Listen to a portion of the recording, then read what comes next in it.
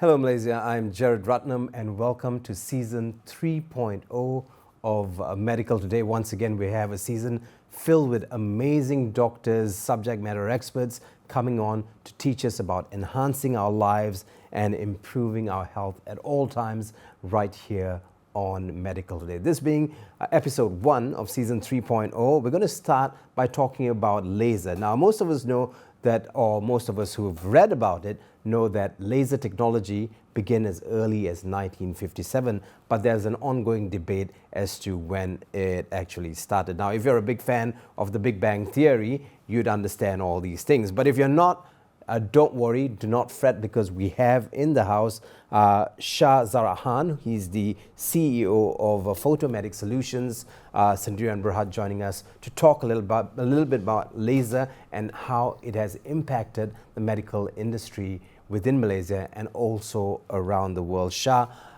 very good day to you, and thank you very much for taking time off to be with us. It's a very interesting first episode because straight off the bat, I see so many things on the table. We're going to get to that. But let's just start with Photomedic Solutions. What's that mean? Is there a meaning behind the name? Yeah, hi Gerard. Thank you. Thank you for the invitations. All right, Photomedic Solutions, the name derived from the technology of light. Right, formerly it was known as triple L3, right, and class 4. But today, photobiomodulations is the scientific name, right, which is being applied for the studies of laser.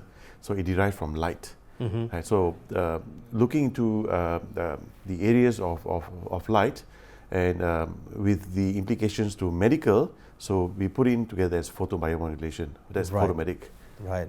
Very interesting indeed. I'm sure it was quite a journey for you to bring this this solution or this technology into Malaysia.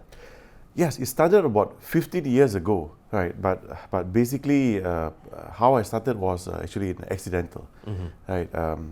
Coming to it, which I'll share later, and there are a lot of rejections, mm-hmm. Right, from the very beginning. Right, within the medical industry. Within the medical industry, yeah. Right, thinking mm-hmm. that it is an alternative treatment, mm-hmm. but the fact is it's not. Right. So it's not an alternative treatment. It is now being used widely within medical circles in Malaysia, right? Since 1960s. Okay, let's go back to the history of laser. I talked a little bit about the history. Tell me about the history of laser. From what I've read, I know the process of understanding lasers started in circa 1957. But there's a longer story to that. What is the story that you have for us? Okay, firstly I will say that that year reminds me because we will be celebrating our Medica, mm-hmm. Right, yes. 31st August. Right.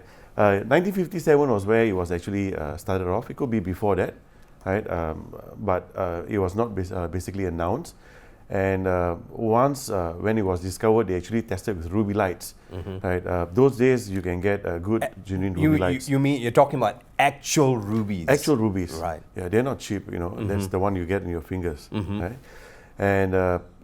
And basically they tested out on a rat. Right? They actually put a disease into a rat and basically try to improve the immunity of the rat. Right? Some sort of a tumor base and so forth. What happened is that when they shaved that part of the hair of the rat, and coincidentally they discovered that that part of area, actually the hair grew much faster, right, when it was irradiated. There is hope for me. So okay, so after that, once they recognized this, what happened next? Yeah, and from there it was taken, oh hey, okay, something actually happened, and this is great. And ruby was basically visible with your eyes. It's red in color. And the wavelengths actually helps to improve, and they started testing out many other areas, right? Many other areas of medical sciences, right? Which Asia actually got feedback much later, right? And as they go about it, and they found that they can actually apply it for currently what we talk mm-hmm. about pain management. But I guess the question here is that hospitals find it hard to warm up to lasers simply because a lot of studies are still being done. Of course, we have got a lot of promising results now. But having said that, a lot of people are under the impression that lasers aren't safe. Are they safe? Okay. Well, I would say yes and no. You got your goggles on? Goggles, yes, I do. Right. Okay. Okay, let's put it on. I'm going to put on my Elton John goggles, and I hope this is not spoiling whatever we have on TV right now. Any guitar? No, no All right. guitar. Okay. Okay. So basically, its answer is yes Yeah. and no. Right. The most important thing is that you should avoid lasers, right, from hitting your eye. Okay. Right, whether accidentally or directly. Right. Right, because it has got the radiations that can damage your retina. Right, if it's not careful. Now, how does this pair of goggles help with what we're talking Right. about? Lasers comes in wide spectrum. Basically, you have got CO lasers, there's carbon dioxide lasers, you've got gas lasers, you have got kryptonite lasers, you have got different type of diode lasers, and they come in different characteristics. Right. Right. Characteristics means to say that it's just like human being. Everyone is different, Right. in nature. So laser has got its own wavelengths. So And those different characteristics- applications and different too. applications, right? Different sort of what you call it penetrations as well. Right. So when I said no, it's important that we avoid the eyes, and if we are treating someone, right, we have to ensure that the person is not pregnant. Right. So you don't treat in that particular area. Right. Other than that, it's quite safe. Okay, we've come so far with lasers, or that's what we hear. We know so much about lasers today. It's being used within the medical fraternity. Now, what is it being used for? I hear that it's being used a lot for cauterizing tumors. Did I get the right word for that? Well, I will say tumor destruction. Tumor destruction. Yes. Okay. Okay. So, Okay, but before coming to that answer, I just like to recap a few points here. Right, all lasers, they are not the same. Okay, lasers is a big word in contrast with LED, light emitting diodes. A lot of manufacturers are claiming that the LEDs are like lasers diode. it is not. It is not. So LED and lasers are two different two things. different things. LED is an acronym for light emitting diode. Yeah? Yes, and the qualities of the lasers, although it can be from the same spectrums, the quality differs. Right, I've done a lot of tests for the past 15 years. You could be using a laser for a particular situation, right? But the output and the results are not the same. This is number two. Number three, that they have got different penetration depth. Okay, and number four is that I need to be emphasized on this, that lasers should not be subjected to tenders. Right, when the person buying it, right, when they think it's cheap, oh, I already got a cheap one. I've got a FDA cleared, which is different, Right. that approved. All right, so it's very, very important to understand the grade and the quality of lasers. That's where we come into phase to basically share with the audience on that. Right. Can I have a look at your goggles again, if you can take this out? So this is the pair of goggles that's used for actually deflecting lasers away from, or from not spoiling your eyes. Well, deflecting is, I will not use the word deflecting, but it stops there. It stops. So it stops. It doesn't penetrate this goggles. So it doesn't penetrate these goggles. So these goggles are specially made. You can't just wear any goggles, It's right? designed for specific wavelengths Okay. and the type of laser that you use. Right, so we're talking about wavelengths here. Yes. Speaking of which, let's talk about pain management right now, Okay. and let's talk about all the treatments available for laser. Of course, this is more of an advertorial for you. Okay, there are a wide spectrum of pain management, right, in the industry.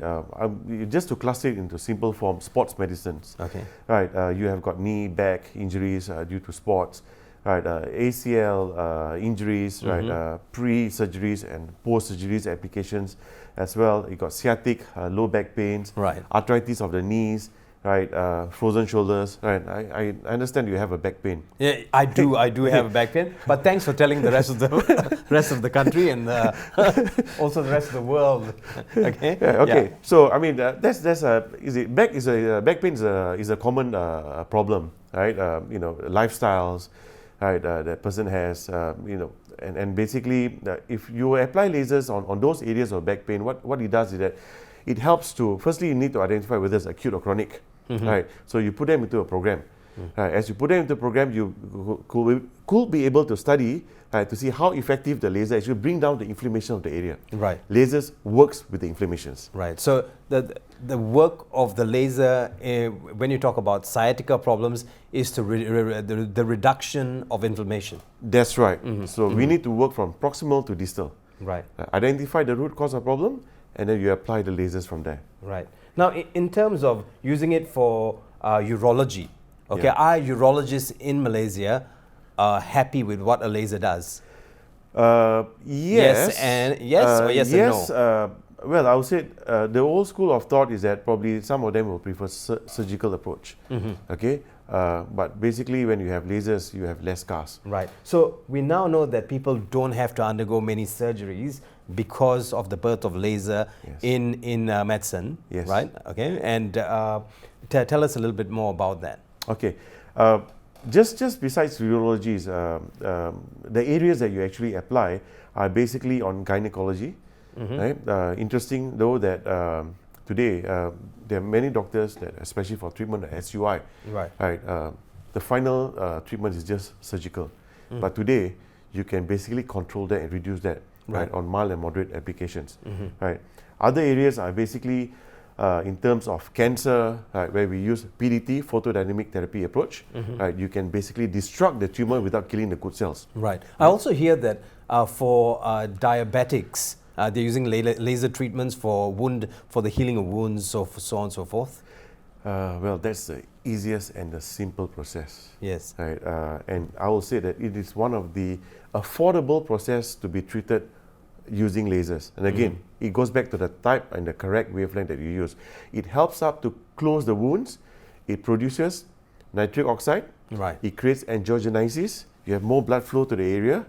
And if the wound is quite deep, what you need to do is just simple debriefments, right? And apply laser for about 2 or 3 minutes, right, in those respective areas.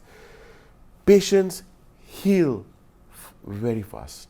Right. This is not what I say, but this is from the medical evidence that has been published in the Lancet. There are more than So 1,000 we're talking about research. published evidence. Published evidence. Well, Shah, we've got about 2 minutes left. Yeah. You've got two contraptions in front of you. Would you like to walk us through what this is before Right. we let you go?